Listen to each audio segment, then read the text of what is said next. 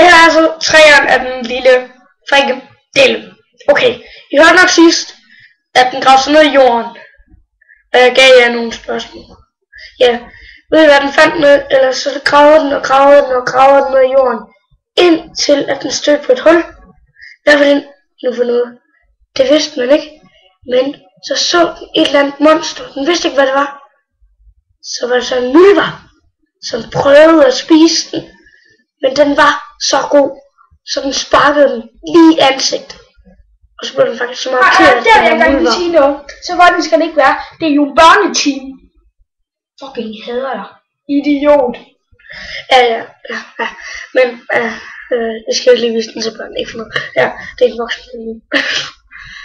Ja. Og ved I hvad der så skete? Den faldt ned i endnu et hul. Der var der så bare en lyserød pingvin. Selvom det ikke var koldt. Det var helt sydpå. Så ja, det var faktisk helt i Afrika. Så I skal give nogle penge til Afrika. De er meget fattige. Det er derfor de ikke kan passe på deres uller. De bliver meget kede af det. I skal betale penge til Afrika.